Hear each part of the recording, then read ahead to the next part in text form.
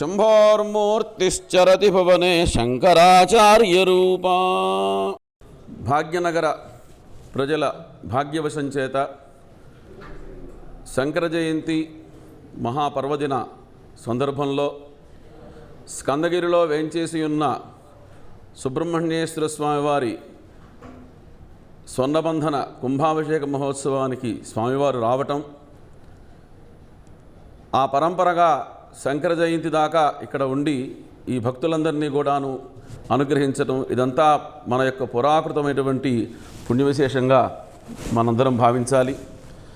స్వామివారు ఈ శంకర జయంతి సందర్భంలో భక్తి టీవీ ప్రేక్షకులకి 50 మందికి శంకరాచార్యుల యొక్క మార్గనిర్దేశనాన్ని, పరమాచార్యుల యొక్క సూచనల్ని, జయేంద్ర సరస్వతి స్వామివారి ఆశీర్ అనుగ్రహాన్ని, అలాగే మన శంకర విజయేంద్ర సరస్వతి మహాస్వామి వారి యొక్క దివ్య అనుగ్రహాన్ని, సూచనల్ని, ఆశీస్సుల్ని, అనుగ్రహాలని అన్నింటినీ కూడాను స్వామివారు మనకు అందజేయబోతున్నారు. మనందరం కూడా చక్కగా వారి యొక్క సూచనల్ని స్వీకరించి మనందరం కూడాను మంచి భాగ్యవంతం అవ్వాలి.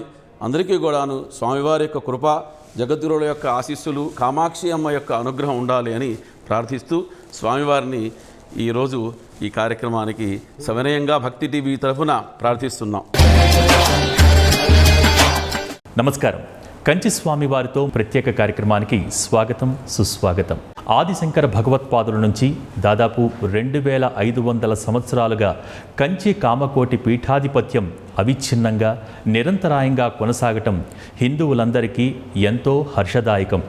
అటువంటి కంచి కామకోటి పీఠానికి 70వ పీఠాధిపతులుగా శ్రీ శ్రీ శ్రీ శంకర విజయేంద్ర సరస్వతి మహాస్వామి వారు భక్తులను అనుగ్రహిస్తున్నారు. ప్రస్తుతం స్వామివారు విజయయాత్ర దిగ్విజయంగా చేస్తూ మన భాగ్యనగరానికి విచ్చేశారు.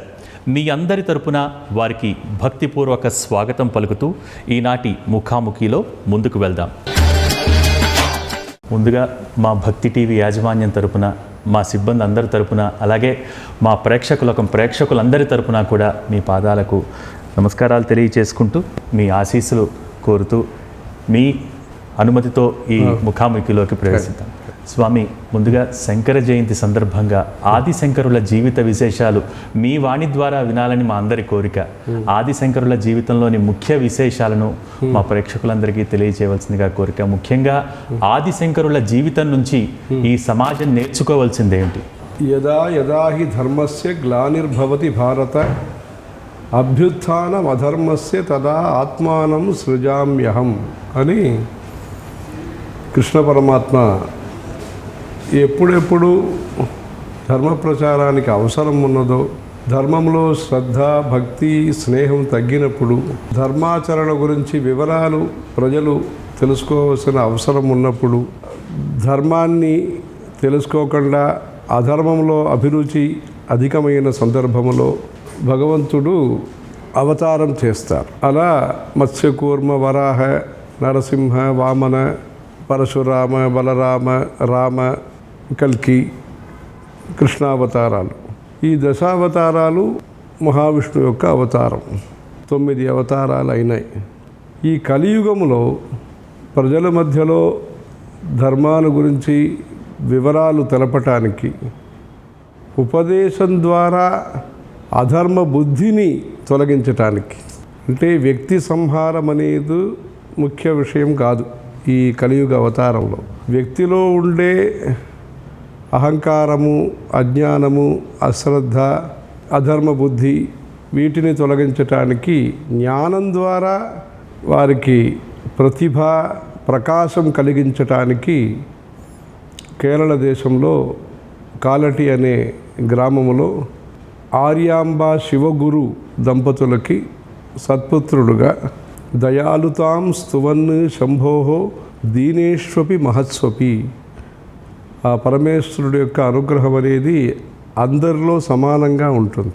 సాధారణ పామరులో కూడా ఆయన అనుగ్రహం ఉంటుంది. పెద్ద గొప్ప సాధకుల మధ్యలో కూడా ఆయన అనుగ్రహ ఆశీస్సులు ఉంటాయి. ఆ పరమేశ్వరుడు యొక్క అవతారంగా, పరమేశ్వరుడు యొక్క అంశముగా శంకరాచార్యులు జన్మించారు. శంకర ఆయన జన్మించిన దినం అనేది వైశాఖ శుక్ల పంచమి. ఆయన కేరళంలో అవతారం చేసినారు. శంకర నామకరణం అనేది కటపయాది సంఖ్య అనే విధానంలో ఆయనకి నామకరణం చేశారు. మన దేశంలో నామకరణం అనేది ఒక సంస్కారం. కులదైవం పేరు పెట్టుకుంటారు, మంచి మంచి దేవతల యొక్క పేర్లు పెడతారు, అమ్మవారి పేరు, అయ్యవారి పేరు అన్నీ పెడతారు. ఇక్కడ శం కరోతీతి శంకర, మంచిదిని చేసేవారు శంకరుడు. తన భాష్యాల ద్వారా, తన ఉపదేశం ద్వారా, తన సంచారం ద్వారా, తన యొక్క తపస్సు ద్వారా ప్రజలకు ఆయన మంచి భావనల్ని కలిగించారు, మంచి ఆలోచనలు కలిగించారు. వైశాఖ శుక్ల పంచమి. వైశాఖం అనేది 12 మాసములో 2వ మాసం. శుక్లపక్షం కృష్ణపక్షం అనే 2 పక్షములో మొదటి పక్షము శుక్లపక్షము, అది 1 అనే నెంబర్. అది పంచమి 15 రోజులు తిథి, అమావాస్య పర్యంతమైన తిథులు కృష్ణపక్షము, పౌర్ణమాస్యాంతమైన తిథులు 15, అది శుక్లపక్షము. ఈయన శుక్లపక్షము పంచమి రోజు అవతరించినారు. కటపయాది సంఖ్య అంటారు. కాదినవ, టాదినవ, పాది పంచ, యాద్యష్టౌ అని. ష అనేది పంచమిని గుర్తిస్తుంది.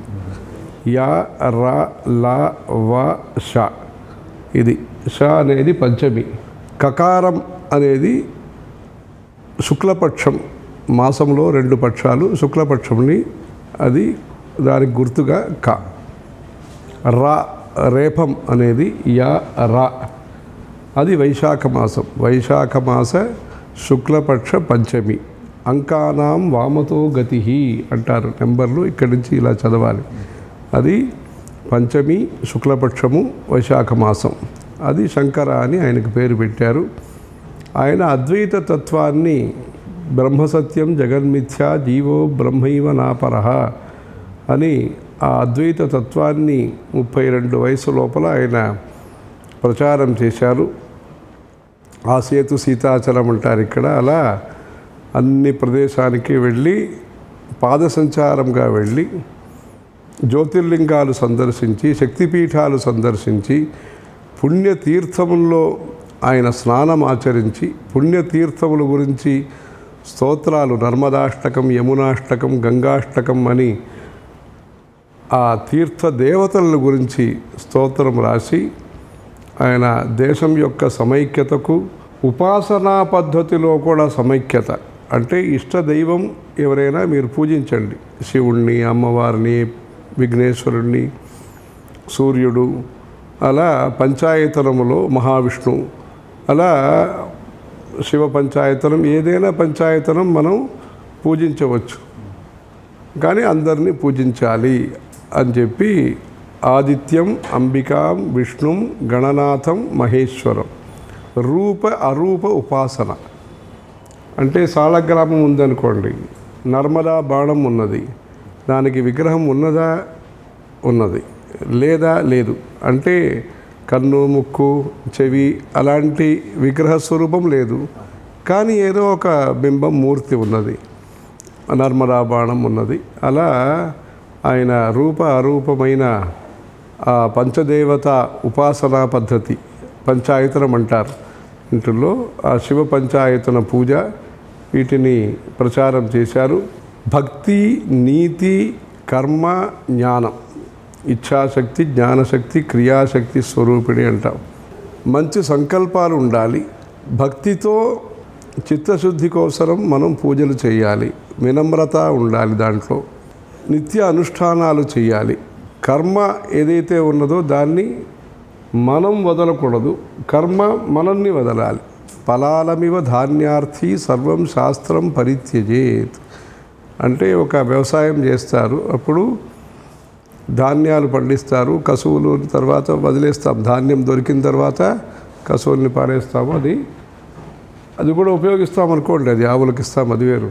మొత్తానికి కర్మ మార్గాన్ని మనం చిత్తశుద్ధి కోసం అనుష్ఠానం చేయాలి.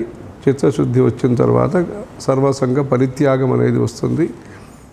జ్ఞానం ప్రధానం, జ్ఞానదీపేన భాస్వత అని, అంటే శాంతిపూర్వకంగా ఒక పరివర్తనని ప్రజల్లో తీసుకొచ్చిన వారు శంకరాచార్యులు.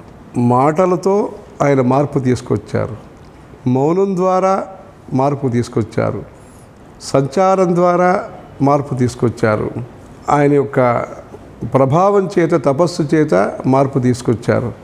అలా శాంతి ద్వారా ప్రజల్లో పెద్ద మార్పు తీసుకొచ్చిన మహా అవతారం ఈ శంకరాచార్యుల యొక్క అవతారం. అంటే ఒక వ్యక్తిని మార్చటం అనేది వేరు, ఒక సంఘాన్ని మార్చటం అనేది వేరు. మొత్తం సమాజాన్ని దురాలోచనల నుంచి మార్చాలంటే దానికి గట్టి నమ్మకం కావాలి. ఈయన తీసుకున్న శాస్త్రం అనే దాన్ని శస్త్రంగా తీసుకున్నారు.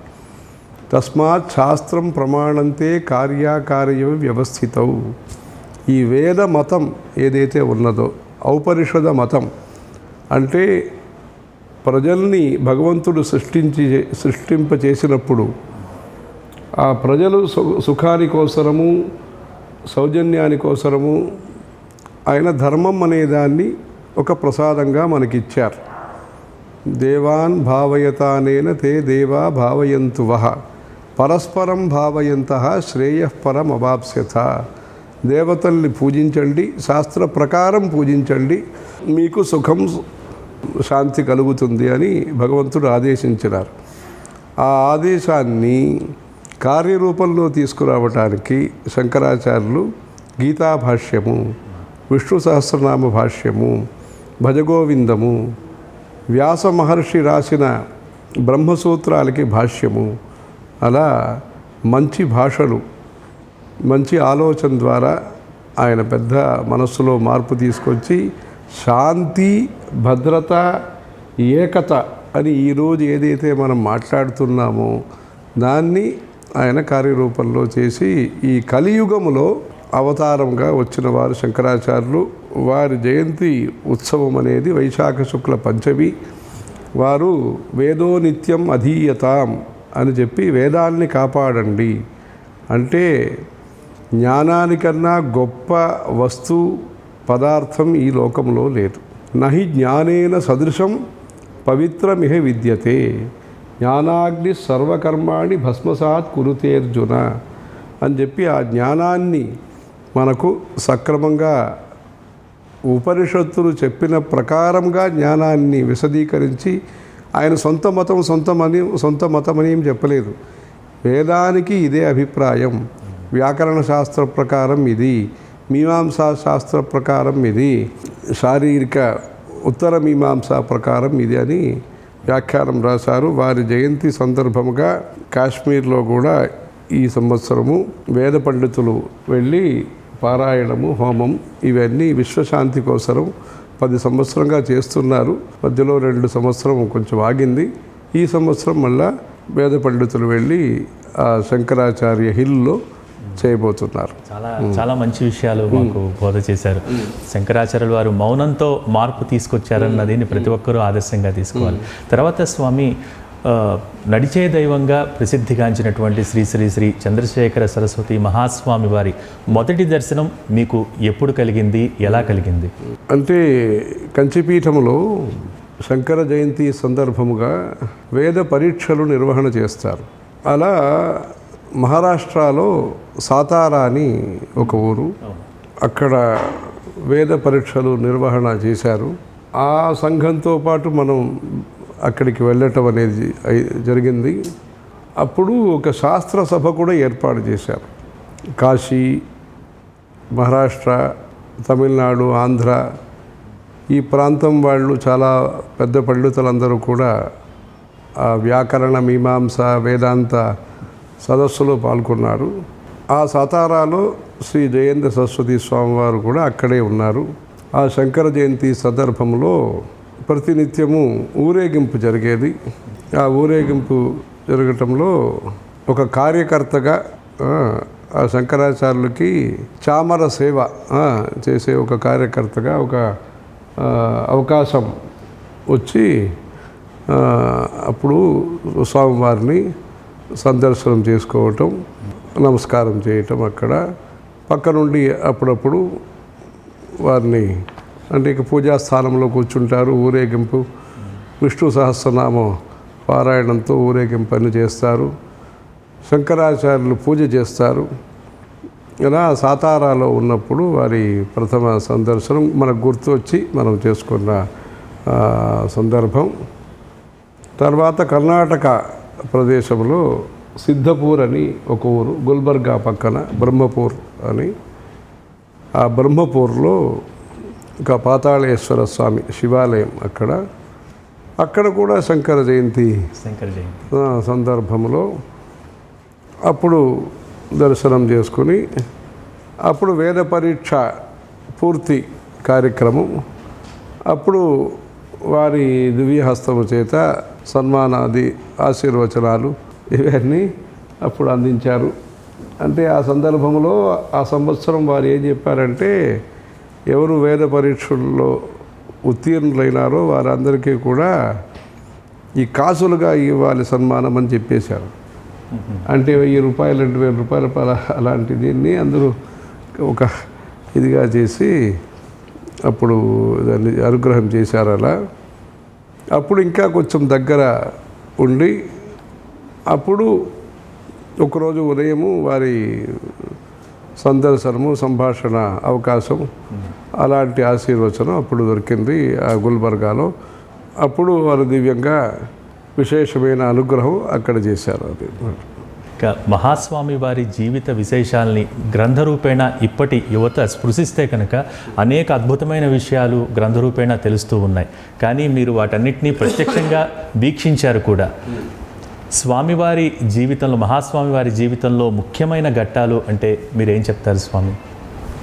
అంటే ఎలా శంకరాచార్య అవతారం కలియుగంలో ప్రధానమని మనం చెప్పుకున్నాము, అలాగానే ఈ శతాబ్దంలో ఈ 1800 ఈ శతాబ్దం, 1900 శతాబ్దం, 20వ శతాబ్దం ఆ సందర్భంలో వారి యొక్క అవతారం అనేది ఒక ముఖ్యమైన కాలఘట్టం.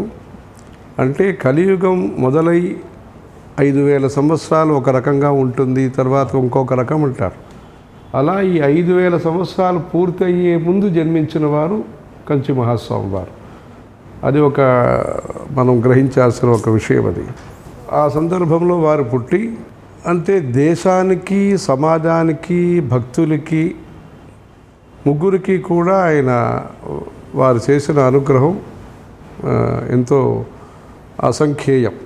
అది దేశానికి, మొదట్లో దేశం అంటే స్వతంత్ర సంగ్రామం జరుగుతున్న సందర్భంలో వారు అప్పుడు ఉన్న ప్రభుత్వం, బ్రిటిష్ ప్రభుత్వంతో కూడా అంటే శాంతిపూర్వకంగానే ఉండి, మన దేశ స్వతంత్రం కోసం ఎవరైతే ఉద్యమం చేశారో వారికి ఆశీస్సులు, వారికి మార్గనిర్దేశనం ఇవన్నీ కూడా చేస్తూ శాంతి స్థాపకులుగా మన దేశం యొక్క స్వతంత్రాని కోసం వారి యొక్క కృషి కూడా ఉన్నది.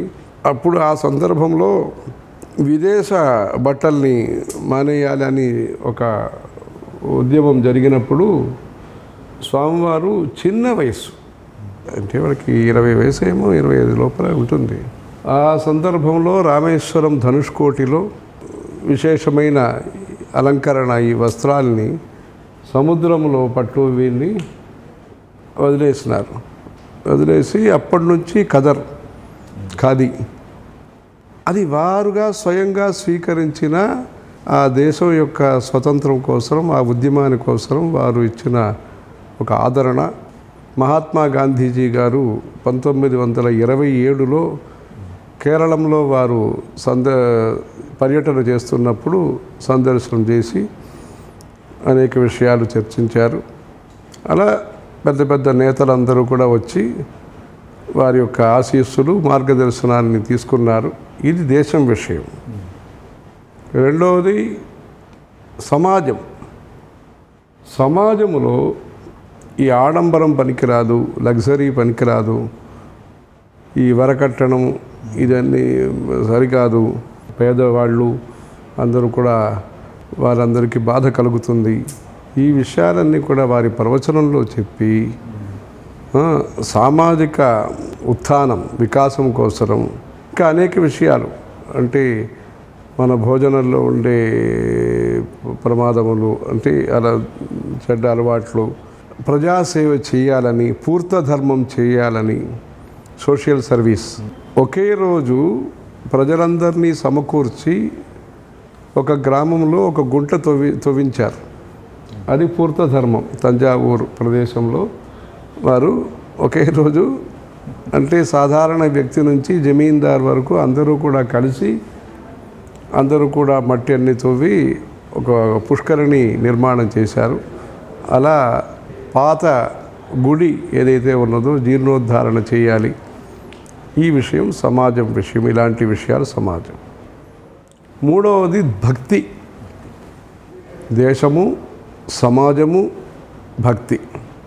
ఈ భక్తి విషయంలో మనము తాత్కాలికమైన మన అవసరాలని మనం మనసులో పెట్టుకుని శాశ్వతమైన నిరంతరమైన సుఖాన్ని మనం పొందలేకపోతున్నాము. అందుకని మానవ జీవితంలో వేదశాస్త్రాల్ని కాపాడటం ముఖ్యము, సంస్కృత భాషని పోషించటం ముఖ్యము, శాస్త్రీయ సంగీతాన్ని రక్షించుకోవటం ముఖ్యము.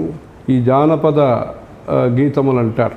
ఈ గ్రామంలో వ్యవసాయం, రైతులు, ఇంకా ఆడవాళ్ళు, వీళ్ళందరూ మంచి మంచి నీతి స్తోత్రముల్ని ప్రదేశ భాషల్లో, అరవం, తెలుగు, కన్నడం, స్థానిక భాషల్లో పాట పాడతారు. ఇంకా గ్రామీణ క్షేత్రంలో కొన్ని ఉత్సవాలు ఉంటాయి. గంగమ్మ జాతర, కావడి, ఇలాంటి అన్నదానము, ఇవన్నీ ఉంటాయి అని చెప్పి అలాంటి ఉత్సవాలన్నీ కూడా మనం మంచిగా జరపాలి. ధూపదీప నైవేద్యాలు ప్రతి గుడిలో కూడా సరిగా చేయాలి. తద్వారా ఈశ్వర అనుగ్రహం, పుణ్యాన్ని పొందే అవకాశాలు, ప్రజలందరూ కూడా పుణ్యం సంపాదించే అవకాశం ఈ భక్తి సేవా కార్యక్రమం చేత జరుగుతుందని, దానికోసం వారు రీసెర్చ్, అంటే ఇప్పుడు ఈ పత్రిక మనం ఇలా చదువుతామంటే ప్రింటెడ్ పత్రికని, వారు శిలాలేఖాల్ని అలా సరాసరి అట్లా ఆయన చదివేస్తారు. గుడికి వెళ్తే ఆయన ఆ లిపి, ఈ లిపి, ఈ చోళా లిపి, పాండ్యా లిపి, ఏం లిపిలు ఉంటుందో ఆ లిపి అన్నీ చదివి, అంటే ప్రజల యొక్క లిపి మంచిగా ఉండాలి. హరిణాపి హరేణాపి బ్రహ్మణాపి సురైరపి లలాట లిఖితారేఖ పరిమాష్టం నశక్యతే అన్నారు. అంటే దురక్షరాలు ఏదైతే ఉందో ఇదన్నీ మనుషులకి కష్టం కల్పిస్తుంది. అలా మంచి అక్షరాలు రావాలి ప్రజలకు అని చెప్పి వారంతా పురాతత్వ శాస్త్రం, ఎపిగ్రఫీ, ఈ దీంట్లో చాలా వారు పనిచేసి, అంటే ఆమూలాగ్రం ఎలా సూర్యుడి యొక్క కిరణాలు ప్రకాశాన్ని ఇస్తాయో, ఎలా చంద్రుడి యొక్క కిరణాలు సంతోషాన్ని, ప్రశాంతతని కలిగిస్తుందో, అలా వారి యొక్క కరుణా కటాక్షం అనేది అందరి వద్ద ఉండి అందరికీ సుఖం కలగాలి. శ్రేయో భూయాత్ సకల జనానాం, మంచి ఉద్దేశం అందరి మనసులో ఉండాలి. అందరికీ అత్యాశ, నిరాశ ఉండకూడదు. అత్యాశ అన్నీ మనకే కావాలని, లేదు మనకేమి దొరకదని నిరాశ, అది ఉండకూడదని చెప్పి స్వామివారు ఎలా శంకరాచార్యుల యొక్క అవతారం కలియుగంలో ముఖ్యమో, అలా ఈ శతాబ్దంలో వీరి యొక్క సందర్శనం, వీరి యొక్క దర్శనం. దర్శనం అంటే వారి చూపు అనేది ఒకటి, వారు చూసిన మైత్రి, దయ, అందరినీ ప్రేమతో, అందరినీ కరుణాపూరితమైన మంచి ఆలోచనతో చూసి ఈ ధర్మాన్ని కాపాడిన వారు. ఈ శతాబ్దంలో ఈ సనాతన ధర్మం అనేది ప్రజల యొక్క సుభిక్షము కోసరం, ప్రజల యొక్క సౌఖ్యాని కోసరం ధర్మమూలమైన ఈ సమాజం. అందుకని సామాన్య ధర్మము మరియు విశేష ధర్మము. సామాన్య ధర్మం అనేది basic principles for all people, అందరూ ఆచరించవలసిన ఆత్మగుణాలు. ఏ దేశము, ఏ భాష, ఏ నమ్మకాన్ని చెందిన వారైనా సరే వారు ఆచరించవలసిన మన తిలకధారణం నుంచి నిత్యము జపం చేయటం, నామజపం చేయటం. నిత్యము అందరూ కూడా, భక్తులందరూ కూడా ఉదయము సాయంకాలము భగవన్నామ స్మరణం చేయాలని ఒక ఆదేశం ఇచ్చారు. అలా ఆల్రౌండ్ డెవలప్మెంట్ దానికోసం వారి యొక్క తపస్సు, వారి యొక్క ప్రవచనాలు, సంచారము ఆ 80 వయసు 90 వయసులో కూడా పాద సంచారం చేసి ఈ దేశంలో ఒక జాగృతిని తీసుకొచ్చినారు. ఇక తదుపరి జయేంద్ర సరస్వతి మహాస్వామి వారితో మీ అనుబంధం ఎలా ఉండేది? ఆ విషయాలు మా ప్రేక్షకులకి తెలియజేస్తారా? ఎలా సతారాలో కంచి మహాస్వామి వారిని సందర్శనం చేసుకోవటం, తర్వాత వారితో సంభాషణ అవకాశం దొరకటం, అలా ఇది కూడా ఒక మంచి సందర్భంలో వచ్చింది. వారు ఒక సమయంలో తిరుపతి పక్కన ఒక గ్రామానికి వచ్చారు. పక్కన గ్రామానికి వస్తే అప్పుడు శంకరాచార్యులు వచ్చారు. ఆయన వేగంగా నడుచుకుని వస్తున్నారు. రామనామం రాస్తే ఆయన ప్రసాదాలన్నీ ఇస్తారు అని చెప్పారు. సరే శంకరాచార్యులు దర్శనం చేయాలని ఆ పక్కన ఊరికి వెళ్ళాము. వెళ్తే అక్కడ వారి దర్శనమైంది. తర్వాత గుజరాత్లో ఒక సందర్భంలో, కంచిలో కూడా దర్శనం చేసుకున్నాం చాలా. గుజరాత్లో ఊంఝా అని ఒక ప్రదేశం, అక్కడ నవరాత్రి సందర్భంగా అక్కడికి వెళ్ళినప్పుడు వేద పారాయణం, వారు ప్రవచనం చేసే ముందు ఋగ్వేద, యజుర్వేద, సామవేద పారాయణాలు చేయిస్తారు. తర్వాత వారు ప్రవచనం మొదలు పెడతారు. అలా ప్రవచనం మొదలుపెట్టేదానికి ముందు ఒక అవకాశం ఇచ్చేవారు వేద పారాయణం చేయటానికి. అలా అవకాశం ఇచ్చేవారు. అలా వారితో ఒక అనుబంధం అనేది వచ్చింది. తర్వాత కేరళంలో ఉన్నారు. అప్పుడు కూడా నవరాత్రి సందర్భం, అప్పుడు కూడా పూజా కార్యక్రమాలు దాంట్లో పాల్గొవటం, వారి ఆశీర్వచనం తీసుకోవటం, అలా అనుబంధం మొదలైంది. తర్వాత ఇక్కడికి ఆదేశించినారు, ఇక్కడికి వచ్చినాం. అంటే వారి సంకల్పాలు, మహాస్వామి వారి సంకల్పాలు ఏదైతే ఉన్నాయో దాన్ని కార్యరూపంలో తీసుకురావటానికి వీరు కృషి చేశారు. అంటే శంకరాచార్యులు జన్మించిన కాలటీలో కీర్తిస్తంభం కట్టాలని వారి సంకల్పం, కంచి పరమాచార్యుల యొక్క సంకల్పం. దానికోసం స్థలం తీసి మంచిగా కీర్తిస్తంభం 100 అడుగుల కన్నా పెద్దది ఎత్తు ఆ కీర్తిస్తంభం నిర్మాణం వీరు చేశారు.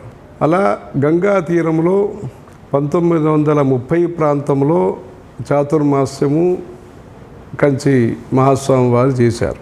అప్పుడు అనుకున్నారు మంచి దివ్యమైన మంటపం రావాలి ఇక్కడ అని అనుకున్నారు గంగా ఒడ్డున.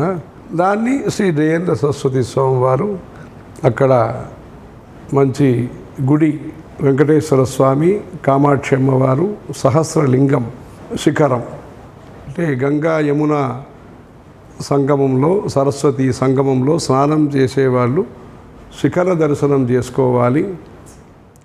శ్రీశైల శిఖరం దృష్ట్యా పునర్జన్మ న విద్యతే అని ఇక్కడ చెప్తారు. అలా గోపుర దర్శనం కోటి పుణ్యం అంటారు. ఆ గోపుర దర్శనం చేసుకోవాలని వారు 1930 ప్రాంతంలో అనుకున్న సంకల్పాన్ని కార్యరూపంలో వీరు 1980 ప్రాంతంలో గుడి నిర్మాణం చేసి కుంభాభిషేకం చేశారు. అలా దూర దేశం యాత్ర, మన దేశం లోపల నేపాళ యాత్ర చేశారు పెద్దస్వామి వారు. అప్పుడు ఉన్న సౌకర్యాలు పరిమితం, అప్పుడు ఉండే నియమాలు ఎక్కువ. ఆ సందర్భంలో వారు కొన్ని దూరదేశానికి అనుకున్నా అప్పుడు అది కష్టసాధ్యమైనది. ఆ ప్రాంతం అన్నీ కూడా బద్రీ యాత్ర చేయటం, అంటే స్వామివారు కంచి మహాస్వామి వారు ఉత్తర దేశ యాత్ర చేశారు. 21 సంవత్సరం యాత్ర చేశారు వారు. గద్వాల్ మహారాజా అని ఆయన, మీరు రావాలి, హిమాలయం ఇవన్నీ సందర్శించాలి, అక్కడ కొన్ని ధర్మకార్యాలన్నీ చేయాలని స్వామివారికి పత్రం రాశారు. అంటే అప్పుడు పరివారం పెద్ద పరివారం, మూవింగ్ టౌన్ అంటారు. 100 బండి ఉంటుంది, ఎద్దుల బండి ఉంటుంది, ఈ గోశాల, పాఠశాల, సన్నాయి, ఏనుగ, గుర్రం, ఆవులు ఇవన్నీ ఉంటాయి. మహాపరివారం. నియమాలు కూడా ఎక్కువ. అంటే ఏకాదశి, ద్వాదశి అంటే ఒక చోట్లోనే ఉంటారు, శుక్రవారం అంటే ఎక్కడే ఉంటారు, ఇలా చాలా నియమాలు ఎక్కువ. అలా ఉన్నప్పుడు ఆ ప్రదేశాలు పూర్వోత్తరం, నార్త్ ఈస్టు, నేపాళము, బద్రీ స్వామివారు ఏదైతే పెద్ద స్వామివారు సంకల్పించారో దానిని కూడా కార్యరూపంలో చేయటానికి వీరు ఉత్సాహశక్తిగా, ఉత్సవమూర్తిగా, వారు మూలస్థాన మూర్తి అంటే వారు జ్ఞానశక్తి అంటే వీరు క్రియాశక్తిగా, ప్రజల వద్దకు ధర్మం అంటే పేదవాళ్ళు, వెనకబడిన వాళ్ళు, ఇలాంటి వాళ్ళు ఎవరైతే ఉంటారో గుడిసెలో ఉండేవాళ్ళు వాళ్ళందరికీ కూడా వాళ్ళందరికీ విభూతి కుంకుమాలు అందించటం, వారికి స్వామివారి పటం ఇవ్వటం, ఆ గ్రామీణ ప్రాంతంలో ఉండే గుడి గోపురాలకి పూజలకు ధూపదీప నైవేద్య వ్యవస్థలు చేయటం అంటే ఈ సనాతన ధర్మం యొక్క సదస్యుడు, సభ్యుడు నేను అని సామాన్య మానవుడు కూడా గౌరవంతో, అభిమానంతో, సంతోషంతో తనను గురించి గొప్పగా అనుకోవటానికి, తన వ్యక్తిత్వాన్ని సంతోషంగా భావించటానికి శ్రీ జయేంద్ర సరస్వతి స్వామి వారి యొక్క కృషి అంటే సోమరితనం వారిలో లేదు. సమయం వృధా చేయరు, అవకాశాన్ని వృధా చేయకుండా అందరినీ ప్రోత్సహిస్తూ అంటే తాను పనిచేయటం అనేది ఒకటి, సమాజంలో కార్యకర్తలు ఎక్కువ మంది తయారు కావాలి అని చెప్పి నూతన విజ్ఞానాన్ని కూడా వాడుకొని నూతన విద్యా విధానములో మన ధర్మం పట్ల ఆసక్తి ఉండేటట్టుగా అంటే ఆంగ్ల చదువుకున్న వాళ్ళు కూడా మన మహాభారతం, మన భాగవతం, మన రామాయణాన్ని తెలుసుకోవాలి అని చెప్పి A for Arjuna, B for Bhishma, C for Kaveri, D for Durga, E for Ekalavya, L for Lakshmi, S for Saraswati, N for Narada అలాంటి ఆంగ్ల భాషతో పాటు మన హిందూ మతం, మన సనాతన ధర్మం యొక్క వివరాలు తెలుసుకోవాలి. దీంట్లో అందరికీ అంటే పడవలు నడిపేవాళ్ళు, అలహాబాద్లో, ప్రయాగలో పడవలు నడిపేవాళ్ళు, వాళ్ళందరికీ కూడా పోటీలు పెట్టి వాళ్ళకి బట్టలు ఇవ్వటం, వాళ్ళకి సర్టిఫికేట్లు ఇవ్వటం, అట్లా స్త్రీ బాల వృద్ధ బుధపామర నిర్విశేషం అందరినీ కూడా సమాజంలో ఉండే అందరినీ కూడా ఆశీర్వదించటం, మంచి మాటలు చెప్పటం, స్మితభాషి, పూర్వభాషి, మృదుభాషి అని రాముల వారి గురించి చెప్తారు. అలా ఎప్పుడూ చిరునవ్వుతో అందరినీ ఆకర్షణం చేస్తూ జనాకర్షణం, ధనాకర్షణం అలా చేసి ముఖ్యంగా మందిరాలు ఎలా వేద పాఠశాల ముఖ్యమని కంచి మహాస్వామి వారు ఆదేశించి జ్ఞానాభివృద్ధి చేశారో అలా భక్తిని అభివృద్ధి చేసిన వారు శ్రీ జయేంద్ర సరస్వతి స్వామివారు. ఇప్పుడు ఈ భక్తి టీవీ తరఫున కూడా అనేక సంవత్సరాలు చౌదరి గారు ఏర్పాటు చేసి ఆ కార్తీక దీపోత్సవంలో వారు అక్కడి నుంచి హైదరాబాద్ వచ్చి రాజమండ్రి, హైదరాబాదు అనేక కార్యక్రమంలో అంటే పనిచేసే వారిని ప్రోత్సహించటం, తాను పనిచేయటం, పని చేస్తున్న వాళ్ళు అంటే ఉద్యమ కార్యసాధక, ఉద్యమ కార్యసాధక అనే దానికి ఉదాహరణంగా ఈ దేశంలో ఒక స్ఫూర్తిని కలిగించిన వారు. అందరూ ప్రజల యొక్క సేవ చేయాలి అని రాజకీయ నాయకుల నుంచి ప్రారంభం చేసి సామాన్య వాలంటీర్ వరకు అందరికీ కూడా పేదరిక ఉన్మూలనం చేయాలి, గుడి గోపురాల్లో కుంభాభిషేకాలు చేయాలి అని చెప్పి అందరికీ వారందరూ కూడా ప్రైమ్ డ్యూటీ, అందరూ కూడా 2 పద్యాలైనా నేర్చుకోవాలి, 10 గుడి అయినా చూడాలి అని చెప్పి దానికోసం కృషి చేశారు. ఆసేతు హిమాచలం ఎన్నో పీఠాలు, మఠాలు హిందూ ధర్మ పరిరక్షణకు కృషి చేస్తూ ఉన్నాయి. ఆ దిశలో కంచి కామకోటి పీఠం ఎటువంటి ఆధ్యాత్మిక లక్ష్యాలను ఏర్పరచుకుంది? కంచి కామకోటి పీఠం భారతీయ సమైక్యత కోసం కొన్ని పనులు చేస్తున్నారు. అస్సాం, వెస్ట్ బెంగాల్, సిక్కిం ఇక్కడ గుడి, వేద పాఠశాల జరిపిస్తున్నది. అరుణాచల్ ప్రదేశంలో చేయబోతున్నది.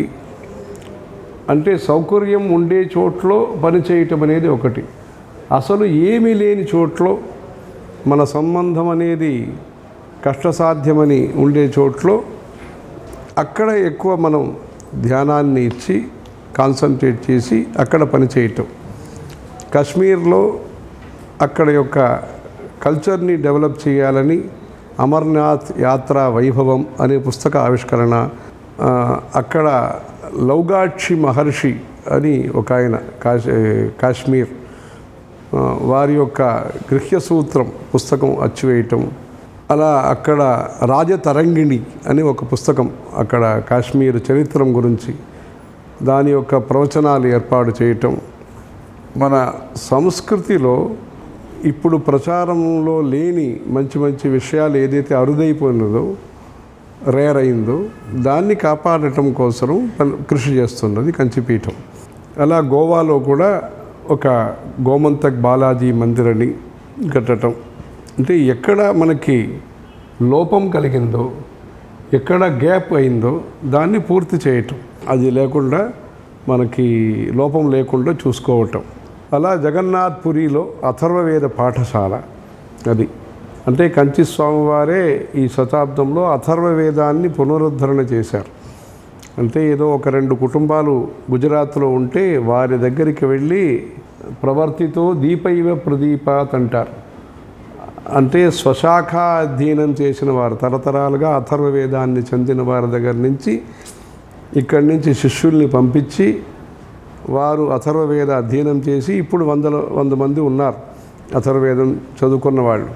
అలా అపూర్వమైన కొన్ని విషయాల్ని గుర్తించి దాన్ని సంరక్షణ చేయాలని.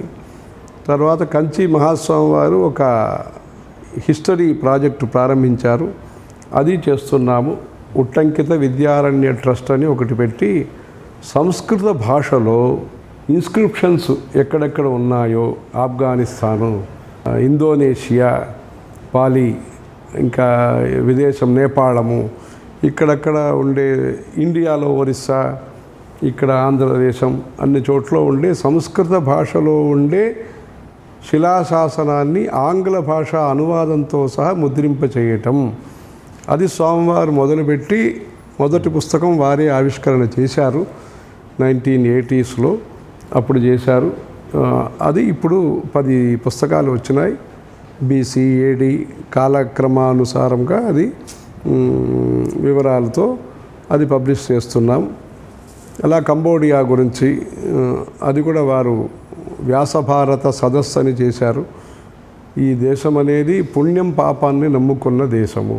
సెల్ఫ్ కంట్రోల్ అంటే ఎవరో కర్ర పెట్టుకుని ఎవరో చట్టం చెప్పి అదే ఉంటుంది, కానీ మనిషి అతనంతా అతనే మనం ఇది చేయవచ్చు ఇది చేయరాదు అని మనసులో శ్రద్ధ, భక్తి, విశ్వాసం కలిగి వాళ్ళు ధర్మాచరణ చేయాలి. అదే అన్ని సూపర్విజన్ ఇప్పుడు అన్ని CCTV కెమెరాని పెడతారు, వారి మనసుని వారే చూసుకోవటం మంచిది అనుకుని స్వామివారు ధర్మాచరణ కోసం ఈ ఆత్మ నియంత్రణం అనే విషయాన్ని మొదలుపెట్టారు. దానికోసము పాఠశాల విద్య, వైద్య, వేదం. శంకరాచార్యులు చెప్పారు, దేయం దీనజనాయచ విత్తం కుత్ర విధేయో యత్నః విద్యాభ్యాసే సదౌషధే దానే. శంకరాచార్యులు చెప్పిన మాట. కుత్ర విధేయో యత్నః, ఎక్కడ మనం దృష్టి పెట్టాలి, ఎక్కడ పనిచేయాలి.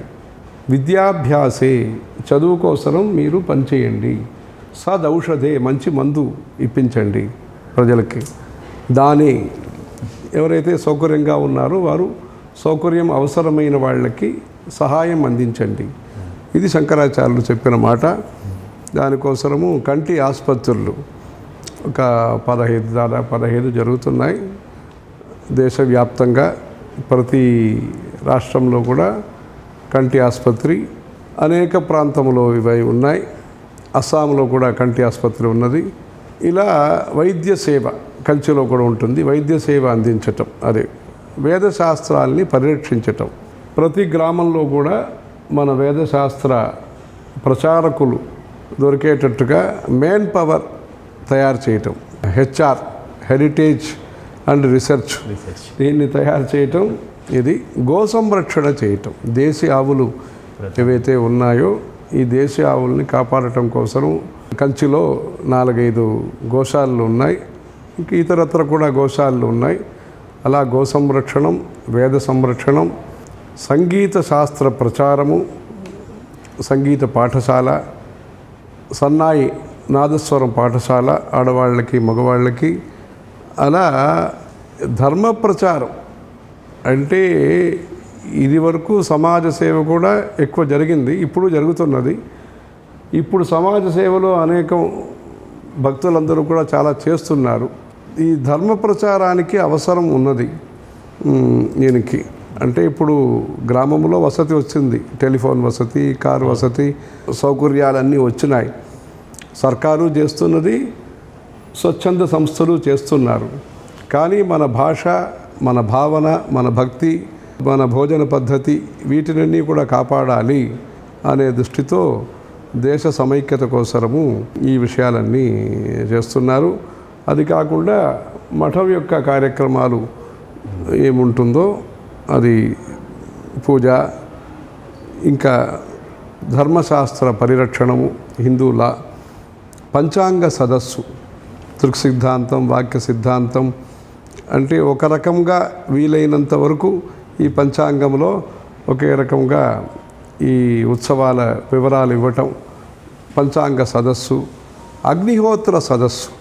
దేశంలో ఇప్పుడు 150 నుంచి 200 లోపల ఉంటారు అగ్నిహోత్రం చేసేవాళ్ళు. వారందరికీ కూడా ప్రతి సంవత్సరము ఈ సదస్సుని శ్రీ జయేంద్ర సరస్వతి స్వామి వారు ప్రారంభించిన విషయం అది. అగ్నిహోత్ర సదస్సు ఇవి జరుగుతూ ఉంటాయి.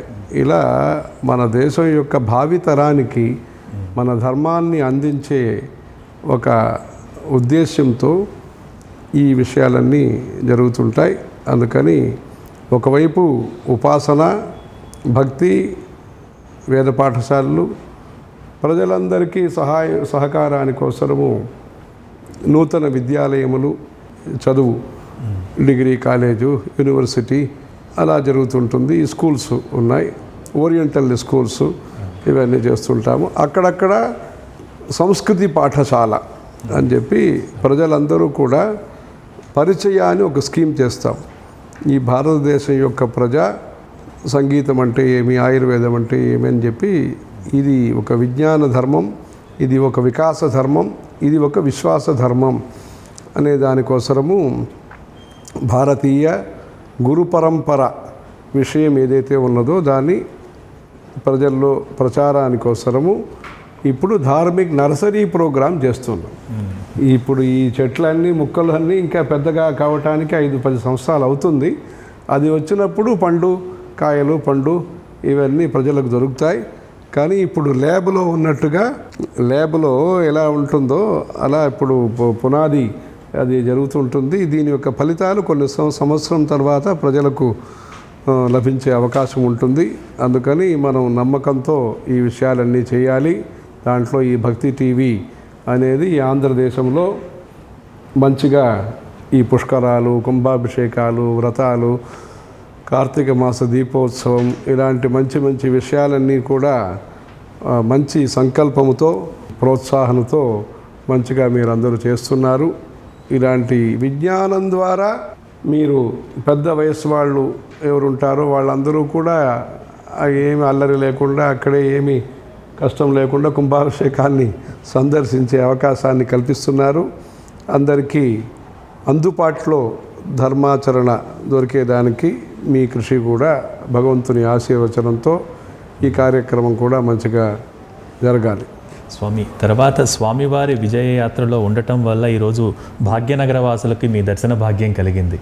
మీ విజయయాత్ర యొక్క ముఖ్యోద్దేశాన్ని మా ప్రేక్షకులకు తెలియజేస్తారు స్వామి. 1967, 68, 69 ఆ ప్రాంతంలో శ్రీ చంద్రశేఖరేంద్ర సరస్వతి స్వామివారు శ్రీ జయేంద్ర సరస్వతి స్వామివారిని తీసుకుని లోకానికి పరిచయం చేయించాలి, వారి శిష్యులైన జయేంద్ర సరస్వతి స్వామివారిని ఈ ఆంధ్రదేశ ప్రజానీకానికి పరిచయం చేయాలి అనే ఉద్దేశంతో ఆంధ్రదేశంలో పర్యటన చేశారు 3 సంవత్సరాలు. శ్రీకాళహస్తి, విజయవాడ, సికింద్రాబాద్ ఇక్కడ పెద్ద సదస్సులు నిర్వహణ చేశారు.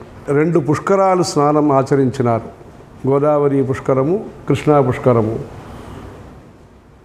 చిన్న చిన్న నగరాల్లో కూడా వారు శ్రీ చంద్రమౌళీశ్వర స్వామి త్రికాల పూజలు చేసి, తీర్థప్రసాదాలు ప్రజలకు అందించి, ప్రవచనాలు చేసి, అక్కడక్కడ ధార్మిక సంస్థలు, శంకర మఠాలు కొత్తగా ఏర్పాటు చేయటం, వేద పాఠశాలలు ఏర్పాటు చేయటం, భద్రాచలంలో పునరుద్ధరణ కోసరం, జీర్ణోద్ధారణ కోసరం ఏర్పాట్లు చేయటం, ఇలా ఈ ఆంధ్రదేశంలో పూర్తిగా అక్కడి నుంచి విశాఖపట్నం నుంచి ఇక్కడ భద్రాచలం, హైదరాబాద్ అన్నీ వచ్చారు. అప్పుడు ఈ గుడి స్కందగిరి గుడిని ప్రారంభించటం అనేది జరిగింది. అప్పటి నుంచి ఇక్కడ ధర్మాచరణ, ధర్మ ప్రచారం భాగ్యనగరంలో మంచిగా చేస్తున్నారు. అనేక దేవాలయాలన్నీ కూడా కంచి పీఠ సంబంధంగా అనుబంధంలో ధర్మ ప్రచారం చేస్తున్నారు. ఇప్పుడు మనం కంచి నుంచి బయలుదేరి రాయలసీమ కొంత చూసుకుని ఇక్కడి నుంచి హంపి విరూపాక్ష స్వామి అక్కడ దర్శనానికి వెళ్ళి వసంత నవరాత్రి యుగాది కార్యక్రమం, శుభకృత్ యుగాది కార్యక్రమం, విద్యారణ్య స్వామి వారు ఉన్న ఆ ఊరిలో వేదాంగ పారాయణం, షడంగ పారాయణం, శిక్షా వ్యాకరణం ఛందః నిరుక్తం జ్యోతిషం తథా కల్పశ్చేతి షడంగాని అని 1978లో కంచి మహాస్వామి వారు ఆ విద్యాపీఠాన్ని స్థాపించినారు. విద్యారణ్య విద్యాపీఠం అని ఎంవై గోర్పడే అని ఆయన ద్వారా భక్తుల ద్వారా స్థాపించినారు. అక్కడ వేదార్థం తెలుసుకోవటానికి ప్రిలిమినరీ ప్రాథమిక కోర్సులు వేదాంగ పాఠశాల పెట్టారు. అది అపూర్వమైన పాఠశాల. అక్కడ వసంత నవరాత్రి పూజలు చేసుకుని ఇక్కడికి వచ్చి ఈ కుంభాభిషేకంలో కలుసుకున్నాము. ఈ కుంభాభిషేకం అనేది గుడిని మొత్తముగా అంటే అన్ని రాయితో నిర్మాణం చేసి శిల్పశాస్త్ర ప్రకారం భవ్యంగా నిర్మాణం చేసి ఉత్కృష్టమైన పద్ధతిలో యాగశాల నిర్వహణం చేసి ఈ జీర్ణోద్ధారణ స్వర్ణబంధన మహాకుంభాభిషేకం జరిగినది. ప్రజలందరూ కూడా ఇక్కడ భక్తి శ్రద్ధలతో పూజా హోమాల్ని చేయించుకుంటున్నారు. తద్వారా అందరికీ భక్తులందరికీ కూడా అనేక సౌకర్యాలు, మంచి వికాసం కలుగుతున్నది. ఈ భాగ్యనగరంలో ఇప్పుడు కామాక్షం వారి గుడి కూడా కొత్తగా నిర్మాణమైనది. ఇలా విద్య, వైద్యం, వేదం దీనికోసరము ఈ భాగ్యనగరంలో శంకర జయంతి ఉత్సవం కూడా ఈ సంవత్సరం ఇక్కడ చేయబోతున్నాము. దీంట్లో 150 మంది దాదాపు ఇంకా కొందరు ఎక్కువ కూడా వేద పఠనం చేసిన వాళ్ళు పరీక్షలో ఉత్తీర్ణులై వాళ్ళకి ప్రమాణపత్రం, సన్మాన కార్యక్రమం కూడా ఇక్కడ జరగబోతున్నది. అనేక కుంభాభిషేకాలు ఈ సందర్భంలో జరుగుతున్నాయి. భాగ్యనగరంలో ప్రజలందరూ కూడా ఆస్తిక్యం, ప్రజాసేవ ఈ కార్యక్రమంలో పాల్గొని దేవసేనాపతి అని పేరు సుబ్రహ్మణ్యుడికి, ఆయనకి కార్తికేయ స్వామికి దేవసేనాపతి అని మంచి ఆలోచనలు అన్నిటికీ కూడా బలం అందరికీ వచ్చి తద్వారా సుఖశాంతి పొందటానికి ప్రయత్నము, ప్రార్థన రెండూ చేయాలి. స్వామివారి దర్శన భాగ్యం లభించిన శుభవేళ భక్తి టీవీ ప్రేక్షకులకు మార్గనిర్దేశనం చేస్తారా స్వామి? ధర్మో రక్షతి రక్షితః, సర్వే భవంతు సుఖినః, సర్వే సంతు నిరామయాః, సర్వే భద్రాణి పశ్యంతు, మా కశ్చిత్ దుఃఖభాగ్ భవేత్. మన సంస్కృతిని, మన తెలుగు భాష, మన సంస్కృత భాష, మన మంత్రశాస్త్రము, మన పూజా పద్ధతులు వీటిని కూడా ప్రజలకి సులభంగా అందించే ఈ ప్రయత్నంలో భక్తులు, ముఖ్యంగా భక్తి టీవీ వీళ్ళు కృషి చేస్తున్నారు. అందరి యొక్క మంచి ప్రయత్నాలు సఫలమయ్యి ప్రజల యొక్క జీవితంలో ప్రజలు కృతార్థులు కావటానికి, ఈ మానవ జీవితం చరితార్థం కావటానికి అందరూ ప్రయత్నం చేద్దాం. హరహర శంకర, జయ జయ శంకర. హరహర శంకర, జయ జయ శంకర. చాలా అదృష్ట భాగ్యం స్వామి. ఈ శంకర జయంతి సందర్భంగా మీ దర్శనం చేసుకోవటం, మీ వాణిని మీ అందరం ఆస్వాదించడం, మీ ఆశీస్సులు మా అందరికీ లభించడం మరొక్కసారి పూర్వజన్మ సుకృతంగా భావిస్తూ మా భక్తి టీవీ యాజమాన్యం తరపున, మా సిబ్బంది అందరి తరపున, ముఖ్యంగా మా ప్రేక్షకులందరి తరపున మీ పాదాలకు నమస్సులు తెలియజేసుకుంటాం స్వామి. శంకర. వీక్షించారుగా శ్రీ శ్రీ శ్రీ శంకర విజయేంద్ర సరస్వతి మహాస్వామి వారు మనకు అనుగ్రహించిన అనేకానేక విశేషాలను, మరి వారి మార్గనిర్దేశనంలో నడిచి మనందరం తరిద్దాం. మరో ప్రత్యేక కార్యక్రమంలో మళ్ళీ కలుసుకుందాం. నమస్కారం.